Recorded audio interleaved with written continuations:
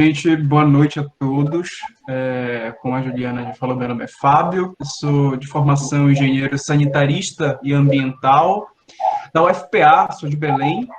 Hoje moro em São Paulo, me formei no mestrado de engenharia civil aqui na USP e atuo na área de meio ambiente, de modelagem de hidrodinâmica, modelagem de transporte de sedimentos. Já atuei na área de saneamento, na área mais especificamente da parte de abastecimento de água. E então o saneamento ele é um dos meus objetos de estudo há um tempo. O tom dessa nossa conversa de agora, ele vai ser um pouco diferente da que a gente teve agora com o Vitor. Eu gostaria de agradecer, Juliana, obrigado pelo convite, é uma honra, é uma satisfação muito grande estar aqui, passar esse tempo trocando ideia com vocês, conversando, trazendo um pouquinho desse debate que ainda está tendo hoje em dia sobre saneamento, sobre o novo marco legal do saneamento, que já é lei, já se tornou lei, o debate estava vindo há muitos anos, e é a Lei 14.026 de 2020. Então, vamos começar esse debate pensando aqui no próprio título dele. O título foi Novo Marco Legal do Saneamento, uma leitura histórica. Então, vamos destrinchar um pouco esse nosso título. A gente tem que pensar em saneamento sempre de uma forma muito ampla. Ainda é muito comum no mercado de trabalho, quando alguém fala em saneamento, se referir apenas a água, abastecimento de água e esgotamento sanitário. Então, a gente precisa mudar um pouco esse pensamento e trazer essa ideia de saneamento mais abrangente, trazendo a questão da gestão de resíduos sólidos, trazendo a questão da drenagem urbana, tudo isso relacionado também com a gestão de recursos hídricos, então ampliar um pouco essa nossa percepção do que é saneamento, né? Isso, claro, já está muito difundido no mercado de trabalho, mas a gente ainda vê algumas pessoas falando de saneamento como água e esgoto apenas. Então, quando a gente fala de novo marco legal, o que a gente está falando? Se a gente está falando de um marco legal, a gente está falando de um sentido jurídico, no sentido de legislação. E se é um novo marco, porque existiu um marco antigo, existiram outros marcos anteriores.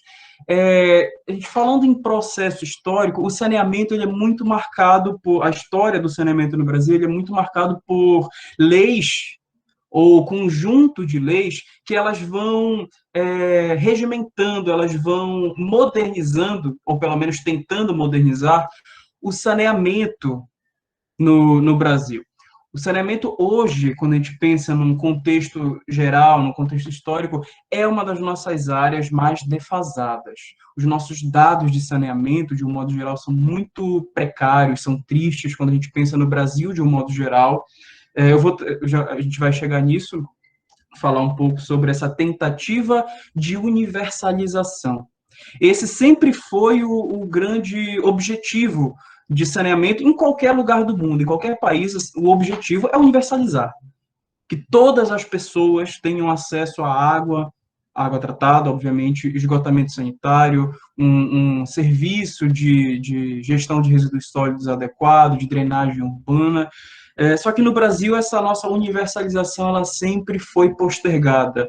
Todo marco legal que era trazido, ele sempre estipula um prazo, a gente chega muito próximo desse prazo, e esse prazo é postergado, é postergado. Sempre foi assim.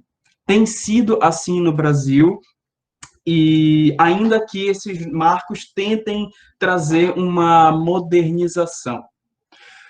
Quando a gente fala aqui desse novo marco legal, da lei do ano passado, de 2020, de todos os marcos anteriores, e eu vou trazer alguns deles, esse marco foi o mais disruptivo, ele foi o mais radical, ele foi o que mais alterou leis anteriores e alterou aspectos muito delicados, aspectos muito, vamos dizer assim, tradicionais de algumas leis relacionadas a meio ambiente e relacionadas a saneamento. Então, ele foi muito disruptivo. É interessante quando a gente pensa nesse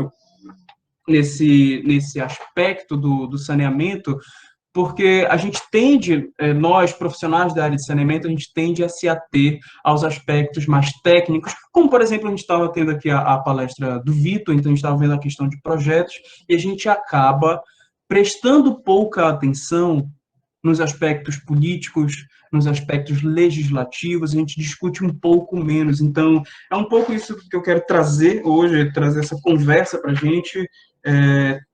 Ano passado e nos meses anteriores teve muito debate sobre o marco do saneamento, mas vamos seguir esse debate que já é lei. Os debates que estavam tendo era a respeito do projeto de lei, agora que já é lei, a gente precisa discutir como vai ser daqui para frente à luz dessa nova legislação. Vou tentar trazer, como o título da nossa conversa sugere, um recorte histórico.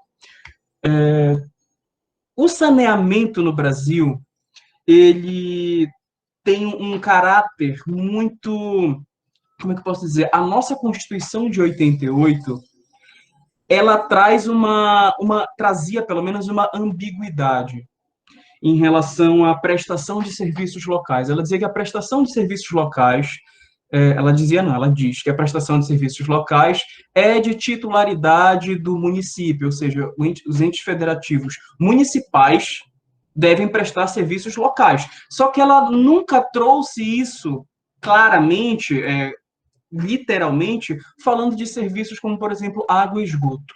Então, sempre ficou essa lacuna, digamos assim, ficou essa ambiguidade. Só que, então, se estava ambíguo em 88, estava para muito antes.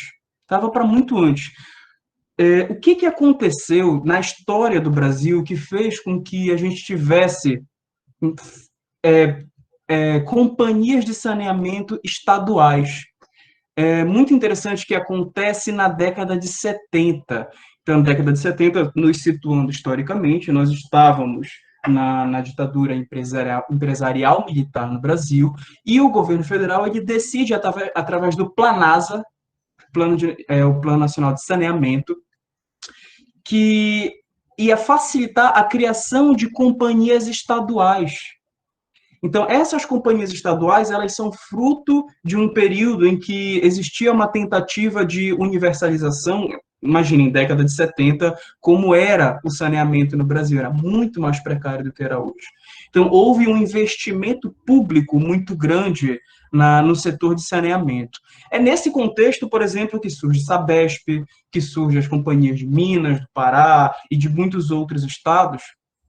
Elas surgem nesse contexto, não só de um investimento grande para a criação delas, mas até mesmo um incentivo de que esses serviços fossem prestados por companhias estaduais, e foi assim ao longo da década de 70, ao longo da década de 80, e quando chega a Constituição de 88 e diz que, ou pelo menos indica, que a titularidade é do município, essas companhias já estavam consolidadas. O serviço de saneamento já estava, pelo menos de água e esgoto, obviamente, já estava consolidado, mais ou menos, dependendo do estado, mas já estava consolidado, por essas companhias estaduais. E aí, existe uma situação que em 2012, existe o que a gente chama, em termos jurídicos, essa questão foi pacificada. O STF estipula e determina, digamos assim, que o saneamento é sim saneamento água e esgoto, no caso, é um serviço local, é de interesse local, portanto, é o município o titular da prestação desse serviço. Agora, a gente tem uma situação muito complexa, porque se está pacificado que é o município o titular da prestação de serviço de água e esgoto numa cidade, mas já existem companhias estaduais prestando esse serviço. Ora, então, a gente vai ter uma legislação que permite basicamente três formas de que esse serviço seja prestado. O primeiro deles, e o mais simples de entender, é a prestação direta. É quando o município, por si só, presta o serviço de abastecimento de água, de coleta de esgoto, por si só, e pronto, não tem uma outra companhia, não tem uma entidade privada, é o município quem presta esse serviço. Essa é uma forma. Uma outra forma que a gente chama por gestão associada, que é através dos contratos de programa. Guardem esse termo, contratos de programa, porque foi ele quem, ao longo da história, ao longo, pelo menos, da nossa história recente, foi através desses contratos de programa que os municípios faziam parcerias com essas companhias de saneamento. Então, por exemplo, o município de São Paulo, o serviço de abastecimento de água e esgoto é prestado pela Sabesp. A Sabesp é uma companhia estadual. O município de São Paulo tem um contrato de programa com essa companhia. E aí a companhia vai prestar o serviço no município, prestar os serviços no município. Uma terceira forma, que a gente chama de prestação indireta, é por meio de contratos de concessão.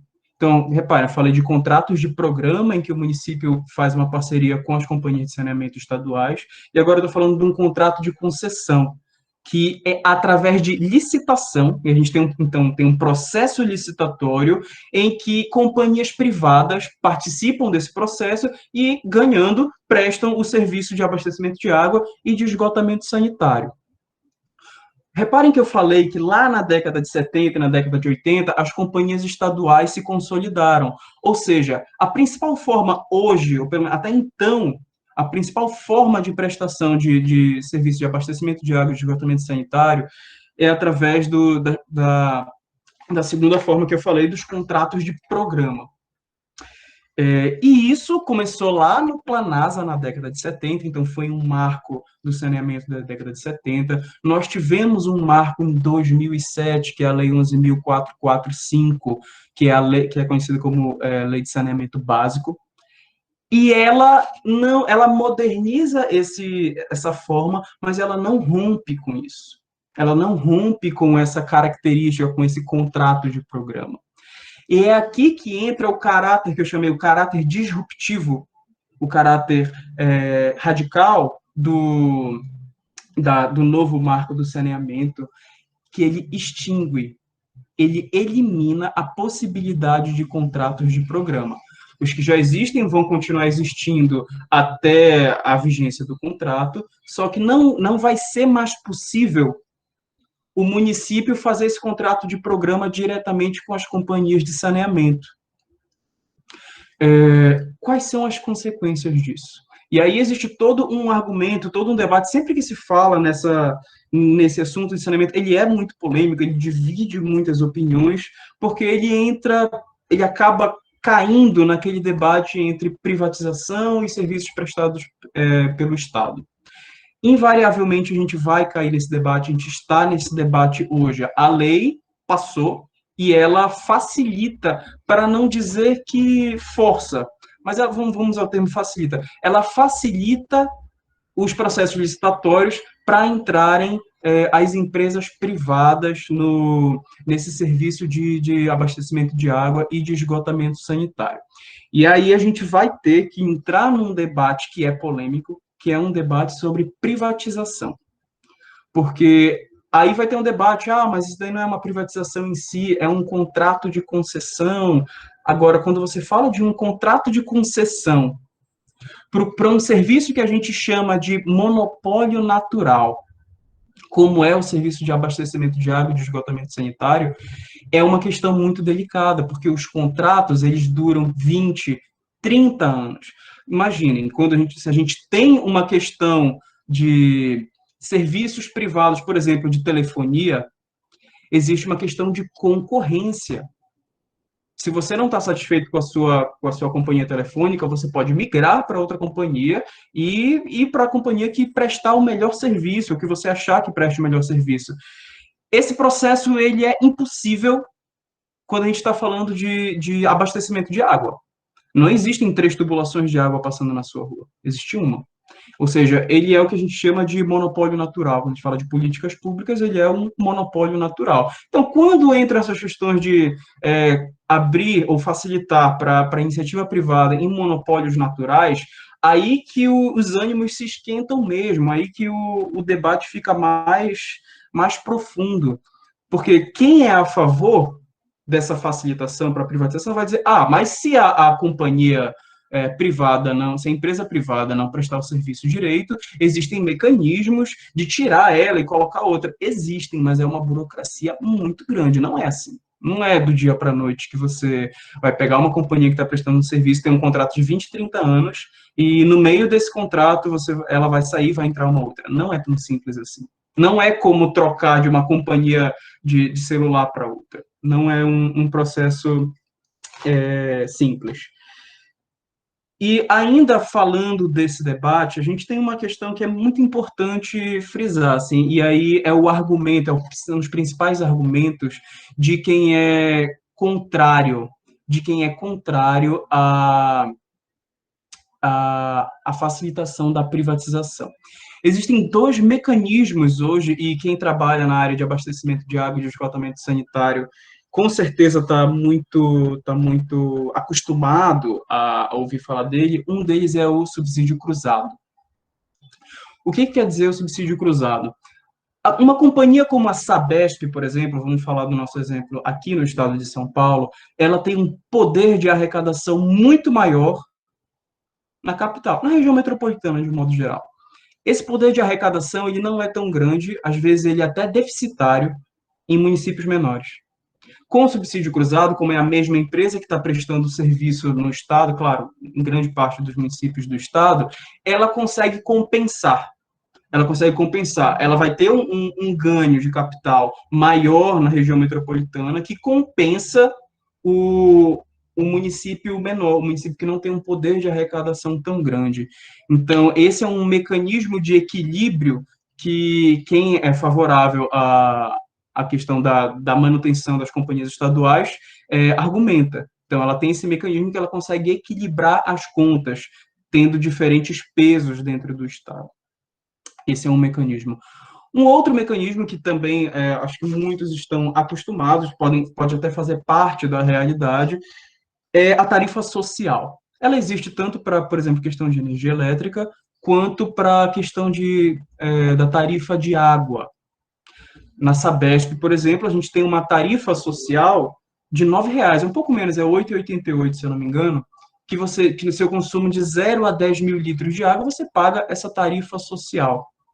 Só que essa tarifa social, ela só é possível, porque existe o subsídio cruzado, então você vai ter esse poder de balanceamento, e dois, porque por ser uma companhia estadual, ela tem mecanismos, até mesmo de financiamento, mas ela tem mecanismos que possibilitam isso. Um dos argumentos que se tem com um aumento de empresas privadas atuando no setor de abastecimento de água, de esgotamento sanitário, o quanto essas empresas conseguiriam manter esses dois mecanismos, tanto do subsídio cruzado quanto da tarifa social. Ora, se é uma empresa privada, é lógico, é natural que ela esteja vinculada ao lucro privado. Tendo um lucro privado, qual é a contrapartida que ela vai ter em fazer uma tarifa social? Porque nem sempre a tarifa social está atrelada ao lucro, ao contrário. Quando uma companhia estadual tem uma política pública, quando tem essa política pública de tarifa social, ela pode, inclusive, ter nessa faixa um prejuízo, que vai ser compensado por outras faixas de consumo. Então, é aí que mora esse debate, assim, de como vai funcionar, porque agora já não é se vai funcionar, vai ter que ser assim. Quando esses contratos acabarem, as companhias de saneamento, elas vão entrar na licitação, assim como as empresas privadas, e aí a gente vai ter que ver mais ou menos como vai funcionar essa dinâmica. Ainda é uma incógnita, a gente ainda está esperando para ver esses contratos acabarem, ver como eles vão funcionar.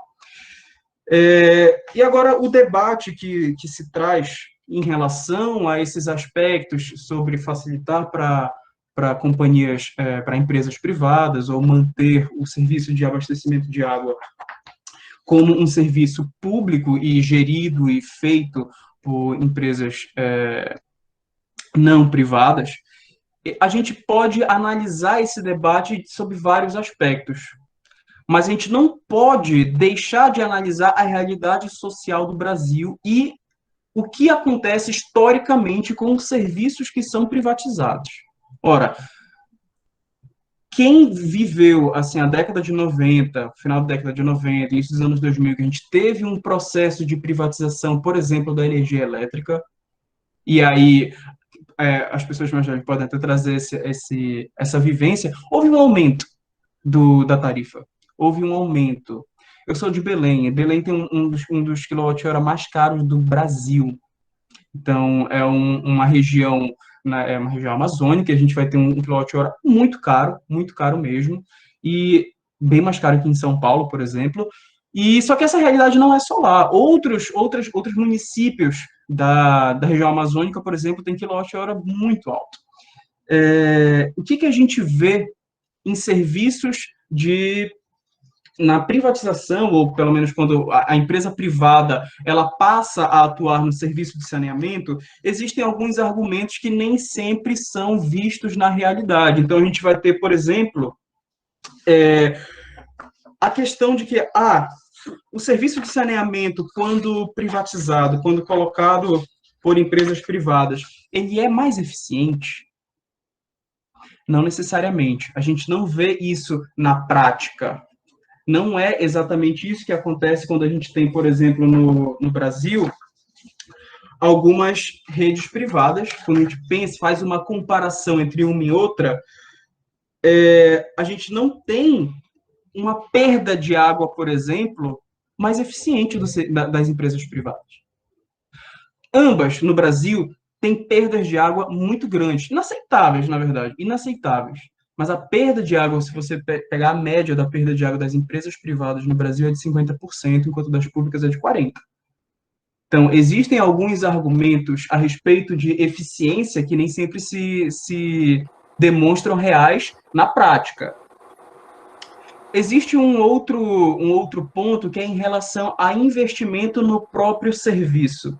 Então, tem dados, por exemplo, da década passada, entre 2011 e 2017, que o investimento per capita das companhias públicas foi maior do que as companhias privadas. Não tão maior assim, tudo bem? Foi de R$ 405 contra 377 das empresas privadas, ou seja, existe um investimento público maior. Então, não existe isso, as empresas privadas investem mais. Isso também é um argumento que, na prática, ele não se concretiza. E agora, o ponto que é muito importante, que talvez ele seja um dos pontos mais importantes a serem debatidos, que é uma questão de preocupação de como essa questão vai ser gerida nos próximos anos, é em relação à tarifa média. A tarifa média das empresas privadas no Brasil é maior do que as empresas públicas no Brasil. Então, a gente tem uma tarifa média per capita nas empresas públicas de R$ 3,78 por metro cúbico, 3,78, e das empresas privadas de R$ 4,72. Ou seja, de um modo geral, as empresas privadas no Brasil de água e esgoto são menos eficientes, investem menos e cobram mais caro. Isso não é um debate ideológico, é um debate técnico, são dados técnicos, são dados dos NIS, são dados públicos que devem ou deveriam nortear o debate que se faz de saneamento hoje no Brasil. E aí a gente vai ter que trazer também para esse debate uma questão social. Se a gente vai falar, beleza, existe uma possibilidade, na verdade, existe uma probabilidade de que, entrando mais empresas privadas no saneamento, na água e no esgoto no Brasil, provavelmente vai haver um aumento de tarifa. Qual é a realidade social do Brasil hoje para encarar um aumento de tarifa num serviço que é essencial? Nos últimos anos, a gente está encarando aumento de energia elétrica, aumento de gás, aumento de cesta básica, não está tendo aumento real do salário mínimo, e a probabilidade é de que haja um aumento dessa questão das tarifas de água e de esgoto. A gente vive num país pobre. A gente vive num país pobre. Metade da nossa população, metade da população brasileira vive com menos de um salário mínimo. Essa é a nossa realidade. E dessa metade, metade vive com menos de R$ 500. Qualquer debate sobre política pública que não passe, que não comece desse ponto, ele corre o risco de ser pura demagogia. Como é que nós vamos falar de livre iniciativa, livre concorrência, mão invisível do mercado, se a nossa realidade social ela nos coloca em alerta, até mesmo para a capacidade das pessoas de pagarem por esse serviço essencial, pelo abastecimento de água, pelo esgotamento sanitário. E aqui eu não, mas existem outros detalhes, não só essa renda do brasileiro é muito baixa, como ela é muito atrelada à informalidade. Hoje nós temos aí quase metade da população economicamente ativa do Brasil em informalidade. E aqui eu estou falando de diaristas, estou falando de entregadores, estou falando de pessoas que vivem de bico e etc. Então, essa é uma das realidades sociais do Brasil. Então, quando essas licitações começarem, que elas vão começar em breve, um dos pontos que a gente vai ter que se ater, que a gente vai ter que prestar atenção, é de que forma garantir o acesso da população mais pobre, de que forma o Estado, até mesmo através das agências reguladoras, vai garantir o acesso da população. Porque pensem comigo, a gente tem um cenário mundial que apenas 10% da população mundial é atendida em água e esgoto por serviços privados de saneamento. Ou seja, 90% são serviços públicos. Então, peraí, a gente tem um mundo inteiro errado e o Brasil se encaminhando para o que é certo, fica esse questionamento. Um outro argumento que a gente tenta trazer assim também é em relação à participação do setor privado dentro dos serviços de saneamento. Se você pensa, por exemplo, na questão industrial, praticamente toda é privada. A parte de saneamento industrial, a parte de tratamento de efluentes industriais, a parte de abastecimento industrial, ou seja, o setor privado está presente na área de saneamento. Um dos argumentos das pessoas que defendem essa maior participação é como se ele não estivesse, não participasse o suficiente. E a gente chega em alguns setores, ele é majoritário, inclusive. Então, a gente tem, por exemplo, um movimento também nos últimos anos, pensando agora em cenário internacional, num histórico internacional, de muitas cidades, e aqui eu estou falando de cidades grandes no mundo, que eles passaram por um processo de reestatização, ou seja, um processo contrário do que o Brasil está se encaminhando.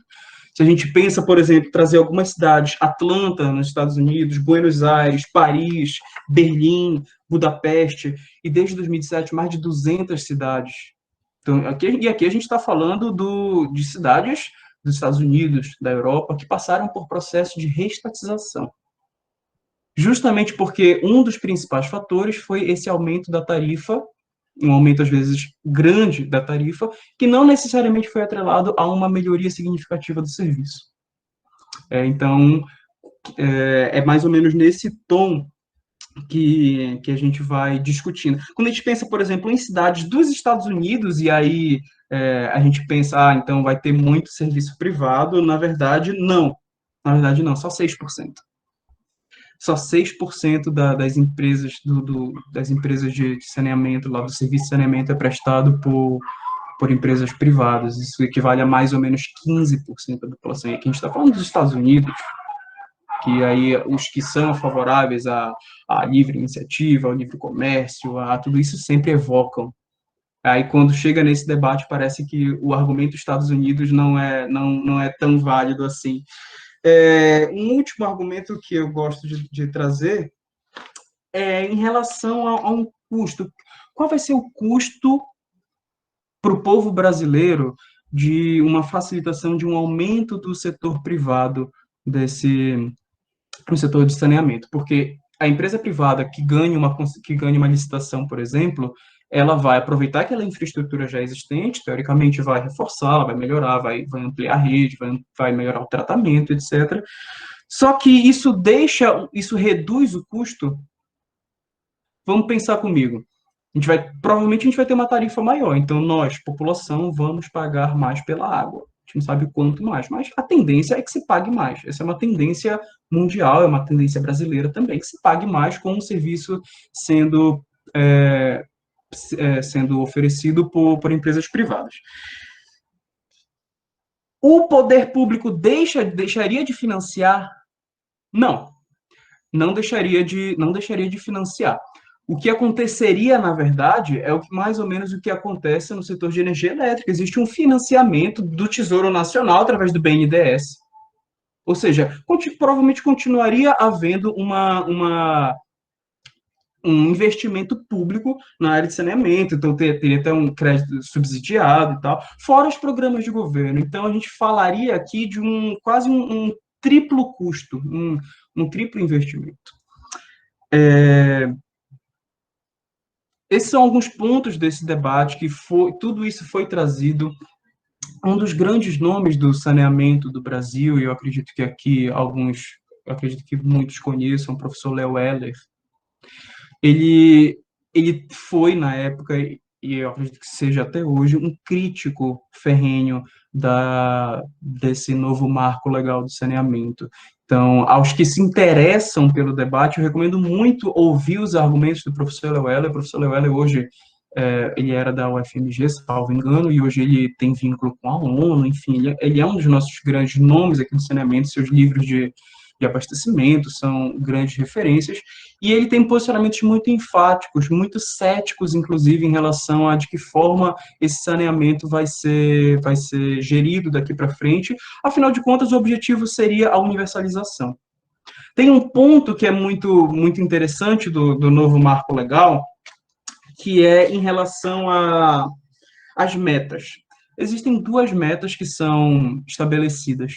Uma delas, em relação à prestação de abastecimento de água, é de que até o final de 2033, a gente está falando aqui de um pouco mais de 10 anos, o serviço de abastecimento de água atinja 99% da população, 99% de cobertura.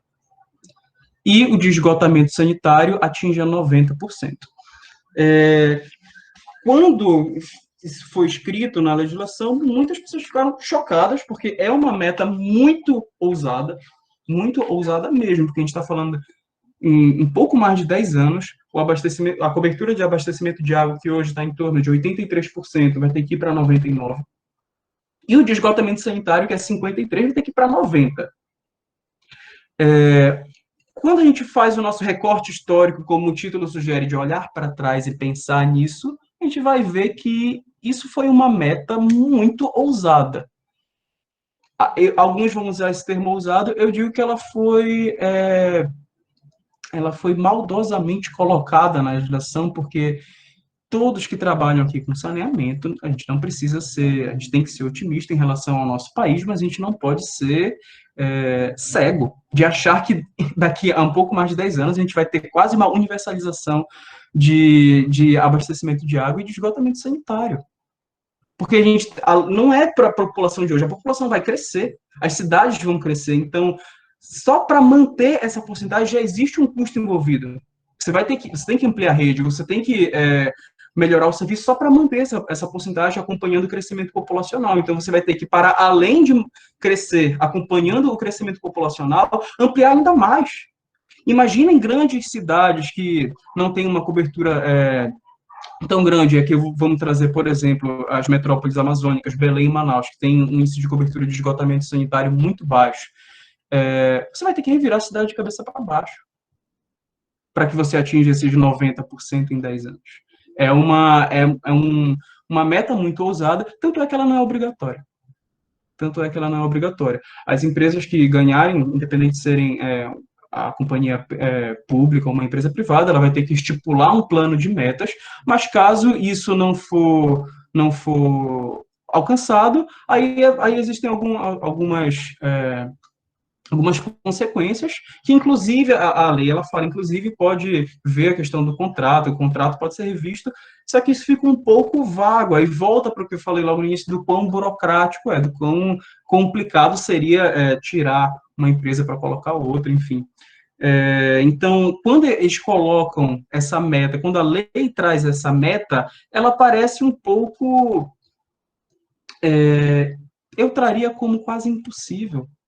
Quase impossível. E a gente não pode fazer uma análise assim, tentando ser super otimista, porque existe uma questão orçamentária, a gente tem uma questão de um déficit público muito grande. Como é que a gente vai pensar, mesmo com investimento privado, essa meta ela é um pouco ousada. Então, essas são algumas considerações que eu tentei trazer sobre o novo marco legal do saneamento, que nós, profissionais da área do saneamento, da área do meio ambiente, vamos ter que acompanhar, independente das nossas crenças pessoais, independente das nossas opiniões, das nossas percepções, porque a meta, pelo menos o que ela estipula, é a universalização, como foram os marcos anteriores. Então, a nossa função como profissionais, como atores dessa área de saneamento, é cobrar, acompanhar, criticar, elogiar quando a coisa está sendo bem feita, e quando atuarmos da melhor forma possível, atuarmos com a nossa ética profissional, para que a gente atinja essa universalização, porque, de fato, é dramático. É dramático. Hoje mesmo em São Paulo, capital, você tem regiões que o saneamento é muito precário. A gente está falando de uma das cidades mais ricas do Brasil. Imagina se você vai para não estou falando de capitais. Se você vai para capitais do Nordeste, você vai para capitais da região Norte, a questão é ainda mais drástica, porque existem diferenças municipais, né? Então você vai ter bairros em São Paulo em que a cobertura de saneamento ela se equipara a capitais da Europa, a índices europeus, e você vai ter bairros periféricos em que os índices de saneamento são muito baixos. O mesmo vale para as capitais das regiões Nordeste e Norte, por exemplo, só que quando você pensa em cobertura de esgotamento sanitário, é muito triste. É muito triste. Os dados são próximos de cidades do continente africano, são próximos de países pobres da Ásia, de cidades pobres, por exemplo, do Oriente Médio. A gente tem um déficit muito. Nós estamos décadas atrasados, na verdade, na questão de saneamento, que entra governo, sai governo, nunca pareceu ser uma prioridade. A gente que trabalha na área, a gente sabe disso. A gente sabe o quanto a área de saneamento e a área de meio ambiente ela é muito usada como um cartão de troca, enfim, a gente sabe o que rola na área de saneamento em relação a investimentos públicos e como tem sido nos últimos anos de um modo geral. De qualquer forma, então, nós temos aqui mais 15 minutos, eu vi que algumas pessoas algumas pessoas fizeram comentários, eu não consegui acompanhar todos. É um assunto polêmico mesmo, e isso divide muitas opiniões, percepções, vivências de mercado de trabalho, mas eu vou deixar esses próximos minutos para a gente debater, conversar, trazer opiniões, e a gente pode abrir, eu acho, né, Juliana? Com certeza. Fábio, obrigada. Eu compartilho aí da sua visão, né, sobre o novo marco, então, para mim é muito confortável ouvir sua explanação, né? Então, eu acho que a questão que está posta é muito isso, né? Já foi aprovado, agora a gente precisa entender, né, como que isso reverbera, né, em questões mais práticas, né, e como evitar, né, que a camada mais vulnerável da sociedade acabe sendo onerada, né, com tudo isso, né, que vai ser de alguma forma, mas, né, quais os mecanismos que a gente pode usar para que isso não seja, né, tão exacerbado. Então, obrigada aí pela sua apresentação, foi muito bacana. Eu acho que a gente pode abrir, não sei se alguém quer fazer algum comentário, se a gente pega algumas questões aqui, né, o pessoal comentou alguma coisa no sentido de como que é, né, em outros países e tal. Eu acho que você acabou já comentando isso, né, ao longo da sua explanação, mas não sei se você quer comentar alguma coisa específica aqui sobre as questões que... Juliana, desculpa. Só um minutinho, Fábio. O Josué que está falando aqui, é o coordenador do curso aí, tudo bem? Obrigado por ajudar a gente nessa tarefa aí de esclarecer um pouco sobre o marco regulatório, tão importante para a gente, tão crucial aí no que virá nos próximos anos no nosso país, né? Aliás, com certeza você voltará a falar do assunto, se possível, em breve, né? Nós pretendemos fazer uma coisa mais aberta, até para um debate mesmo, né? E assim, nesse sentido, eu vi a sua explanação muito clara e objetiva. Aliás, parabéns pela forma como você apresenta o conhecimento.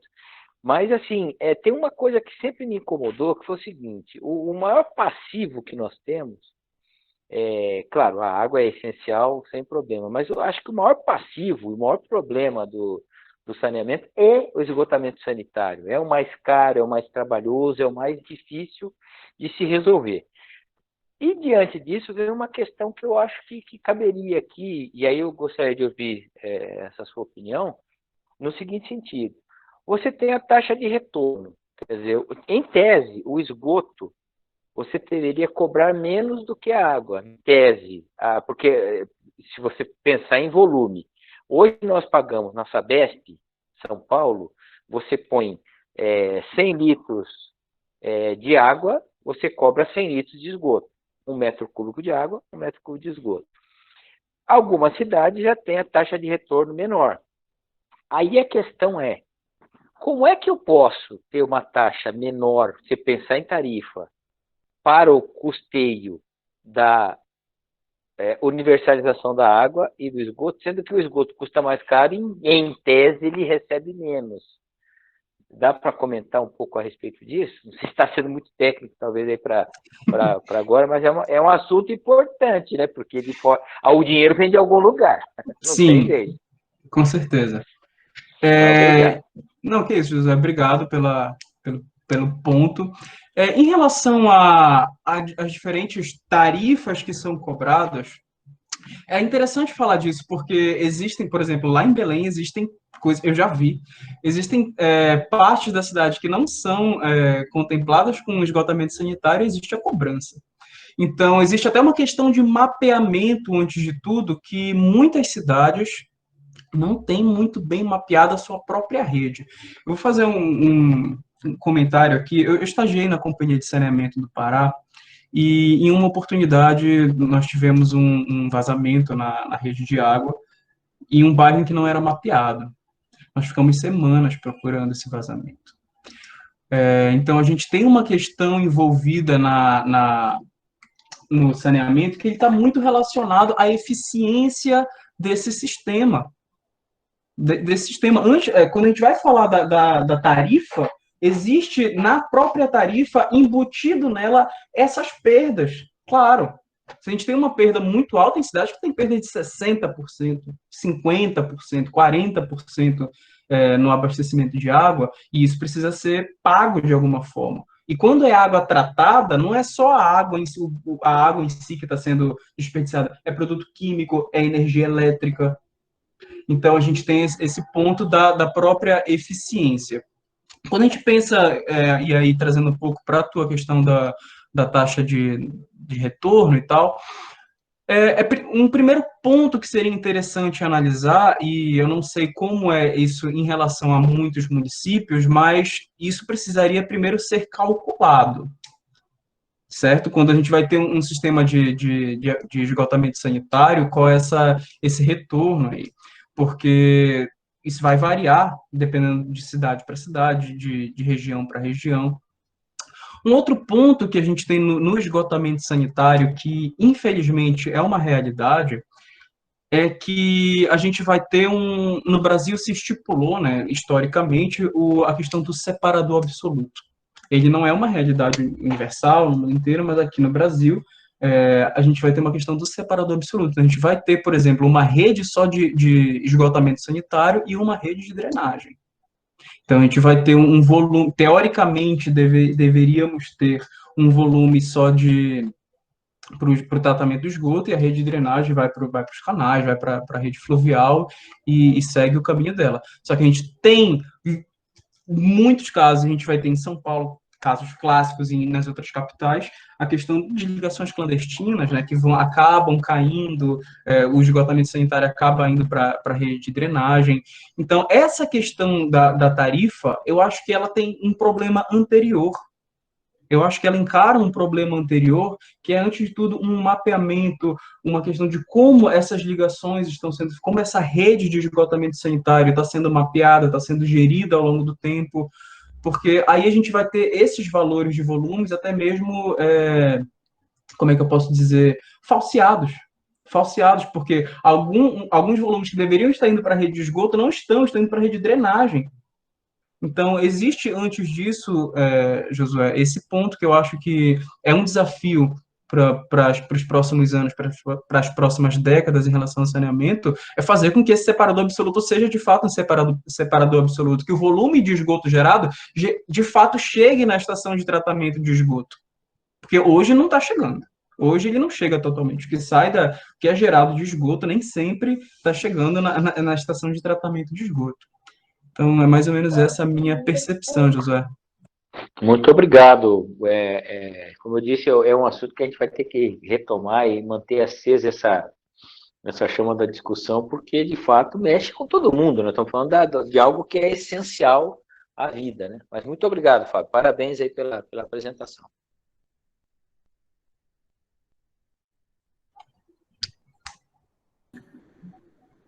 Fábio, a Glócia está comentando aqui, né, não sei se você está vendo, que eu estou lendo agora. A percepção dela, né, dentro da Sabesp fazendo estágio, é que, né, na companhia mesmo já tem, né, toda uma predileção pelo serviço de abastecimento de água, né, e aí não sei se quer comentar, mas acaba sendo, né, muito naquele sentido, né, que o esgoto, se está indo para o rio, ninguém está reclamando tanto, né, agora se não chega água na casa das pessoas para abastecimento, aí a coisa já fica um pouco diferente, né, acho que vai muito nesse sentido também, né.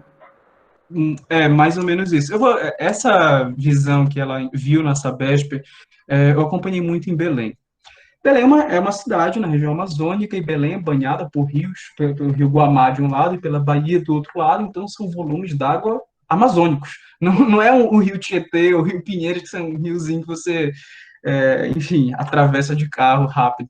São volumes d'água muito grandes. Então, houve uma cultura de jogar esse esgoto no corpo d'água, porque ele tem uma capacidade de depuração infinita, digamos assim, que não interessa o volume de esgoto que você vai jogar num rio amazônico, ele vai ter uma capacidade de depuração absurda. É muito diferente de uma questão, por exemplo, quando a gente pensa em Tietê e Pinheiros, que eles estão como estão hoje. Mas só que o que acontece hoje em São Paulo é fruto de decisões do passado, de processos do passado. De novo, retomando o título, de um recorte histórico. Tem fotos nos rios de São Paulo de pessoas nadando, de pessoas praticando esportes, algum tipo de geração passada, e hoje, olha como é a situação desses rios. Então, é uma questão que como as companhias de saneamento elas foram gerindo. Existe uma demanda mais urgente, como a Juliana trouxe, por água. Isso é um fato. Isso é um fato. Se for para estipular uma hierarquia, não deveria existir. Mas se for para estipular uma hierarquia, o abastecimento de água, ele necessariamente ele vai estar em primeiro lugar. Não que o esgotamento sanitário não tenha uma importância de saúde pública, etc. Mas a água, pelo menos a nossa percepção, a nossa vivência, é de que ela é mais urgente, digamos assim. E o custo de água, de produzir água, ele é um pouco menor do que tratar esgoto. A gente tem essas questões. O tratamento de esgoto, ele perpassa por questões mais complexas, quase sempre mais complexas do que tratar água. Então tem esse outro ponto também, mas essa tua percepção, Glaucia, ela não é só tua, pode ter certeza disso. Todo mundo que já trabalhou em alguma companhia de saneamento percebe isso também. Eu acho que o Wellington comentou alguma coisa nesse sentido também, né? Acho que a questão de tecnológica do tratamento de esgoto, acho que meio que é alinhado com isso que você respondeu aqui. Não sei se eu entendi bem a pergunta dele aí. Ele está dizendo que não seria também a preocupação por parte das empresas nos gastos com investimento no tratamento de esgoto. Então, acho que é exatamente o que você comentou agora por último.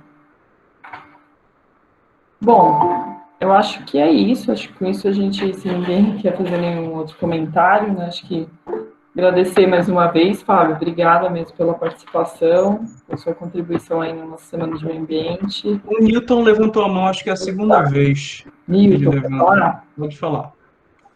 Oi, obrigado. Obrigado, professora, pela mediação aí. Muito interessante essa Semana de Meio Ambiente. Obrigado, né, professor Fábio, por elucidar tão brilhantemente essa questão tão polêmica, né? E como você tinha dito, que a lei passou, a professora lembrou também, e eu queria saber, assim, duas perguntas. Qual vai ser a função das agências reguladoras do Estado e qual vai ser a função da ANA, já que a legislação ela traz para o âmbito federal? E em que momento se deu a segunda pergunta, em que momento se deu a criação das agências reguladoras dos estados, porque a gente não parte do princípio de que se a companhia estadual está prestando um serviço para os municípios, por que os prefeitos não fazem esse papel de fiscalizador dos serviços? Eu vou começar pelo último ponto, que ele é um pouco mais... ele gera um pouco mais de debate. Ainda que exista essa questão da prefeitura, né, ela ser quem é o titular do serviço local, então, do interesse local, a capacidade de arrecadação e de gasto dos municípios no Brasil, de um modo geral, é menor. É quase sempre menor. Muitos municípios no Brasil são deficitários, eles dependem de repasse de verbas, seja estadual, seja federal. Então, seria um custo a mais para o município. A maioria dos municípios do Brasil não tem essa capacidade. Simplesmente não tem. Se você pensar em São Paulo, se você pensar em grandes capitais do Brasil, talvez tivesse, mas se você pensa na grande maioria dos municípios do interior dos estados, essa capacidade ela é inexistente, é simplesmente inexistente. Uma capacidade de fiscalização do município ela é muito baixa. E aí acaba caindo, às vezes, na mão dos estados, resolverem essa questão, o que é não vou dizer que é um problema, mas é uma questão do nosso acordo federativo, né, que a gente vai ter esses três entes federativos, a federação, a União, né, os estados e os municípios, em que vai ter certas ambiguidades, existem sobreposições de atribuições em certas questões. É claro, por exemplo, se a gente pensa na questão da saúde, os três entes federativos são responsáveis, mas existe uma separação mais ou menos clara do que cada um é responsável. Quando a gente pensa em outros setores, nem sempre. Então, isso acontece na área de saneamento também. Então, hoje é que a gente está tentando, digamos assim, colocar a ordem na casa, né? Então, mas essa capacidade dos municípios de fiscalizarem é muito difícil, é muito complicado. Teria que ter de onde vem a grana, de onde viria a grana. Como é que os municípios têm capacidade de arrecadação para fazer isso? Muitos municípios no Brasil surgiram e surgem até hoje, não porque aquela região tenha uma característica cultural ou que aquele povo se identifique com a criação de municípios, mas é questão política. Grandes nomes, coronéis da região, ou grandes nomes da região, querem criar um município, porque ele vai ter mais verba, vai ter órgão de Câmara de Vereadores, vai ter prefeitura, eles vão conseguir gerir aquilo de uma forma mais deles, entre aspas. Então, muitos municípios no Brasil surgiram assim. Então, qual é a possibilidade desses municípios fazerem essa fiscalização, sabe? É muito complicado. Quanto à tua outra pergunta a respeito da ANA, o que a lei traz é que a ANA ela passa a ter competências para editar normas sobre o serviço de saneamento. Então, a minha opinião até, Newton, é que isso foi um aproveitamento do corpo técnico da ANA. Hoje a gente tem a ANA como uma das grandes agências da parte de recursos hídricos, da parte de saneamento, assim, de conhecimento técnico mesmo. A ANA tem um corpo técnico absurdamente bom. Absurdamente bom. Então, se você tem um corpo técnico muito preparado, os concursos públicos da ANA são extremamente concorridos. Quem entra lá, teoricamente, entra bem. É uma galera boa, a galera da ANA é boa. Então, eu entendo mais como um aproveitamento de competências, de atribuições, que foi delegado à ANA, talvez até por não existir algum órgão internacional, não, desculpa, um órgão nacional, assim, de caráter da União, que pudesse fazer isso. Então, tentou unir o útil ao agradável. Essa é pelo menos a minha percepção, Newton. Ótimo, muito obrigado. Obrigado, viu, professora Juliana? Vamos continuar. Isso, Newton, obrigado pela pergunta. Bom, é isso, então, obrigada, viu, Fábio? Então, eu que agradeço. A próxima atividade aí, pra gente não atrasar. Eu agradeço, Juliana. Obrigado, que é isso, não. Fizemos no tempinho, certo? Obrigado, foi um prazer estar aqui hoje. Muito obrigado. Obrigada.